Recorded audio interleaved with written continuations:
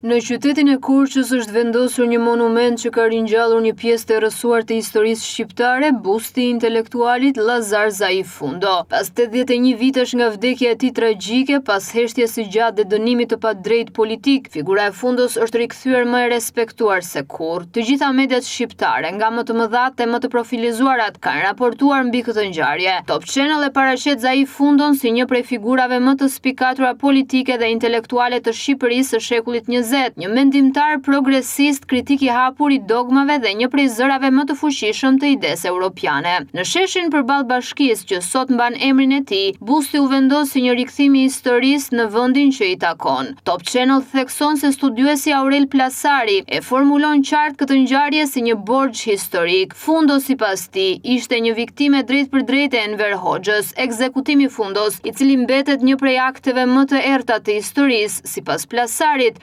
xhelozinë e pushtetit të friksuar nga njerëzit e mendimit të lirë. Top Channel sjell edhe atmosferën e ceremonisë përkujtimore të zhvilluar në katedralen Ngjallja e Krishtit në Korçë, ku familjarët e tij pas dekadash qëndrimi nën hije e përshkruan Fundon si një mendimtar të lirë, idealet e të cilit sot po kuptohen e çlirohen nga paragjykimet e së kaluarës. Euronews Albania shikon vendosjen e bustit si një akt drejtësie historike për një prej intelektualëve më të përsekutuar të shekullit të kaluar.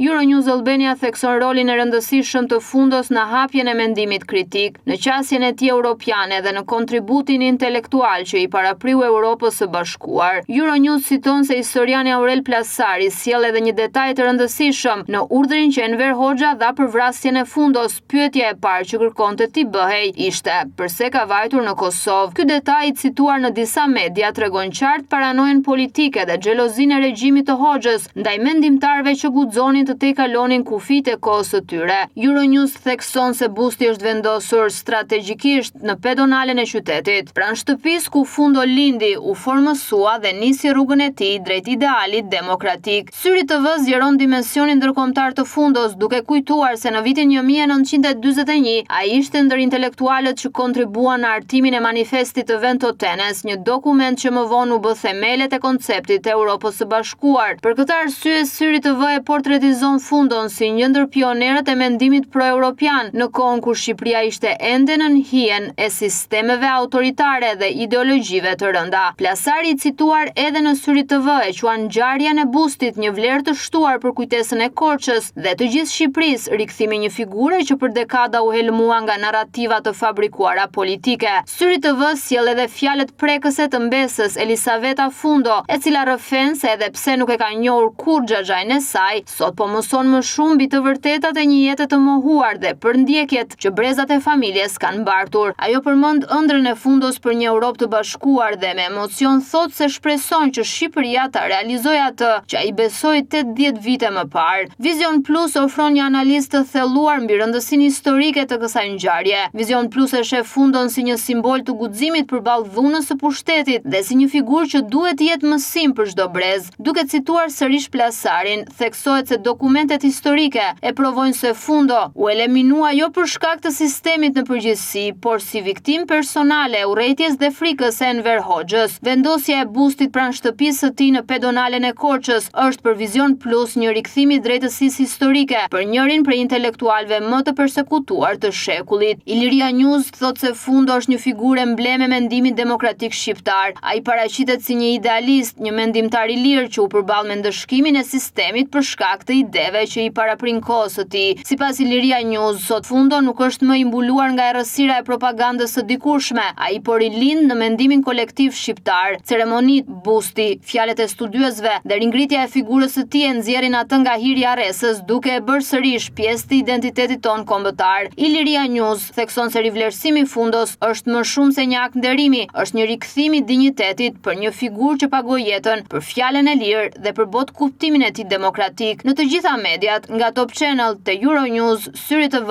Vision Plus dhe Iliria News, në të gjitha raportimet e tyre rezonon i njëjti mesazh: Llazar Fundo ishte një intelektual që i parapriu kohës dhe se u dënua për idetë dhe për guximin e tij të pashëmbull. Busti i tij në Korçë është monument jo vetëm i një njeriu, por i lirisë së mendimit. Sot busti i Fundos qëndron në pedonalen korçare si një kujtim i fortë i trimërisë intelektuale, një shtyllë e kujtesës historike dhe një ftesë për brezat e rinj që të mbrojnë mendimin e lirë me të njëjtin guxim.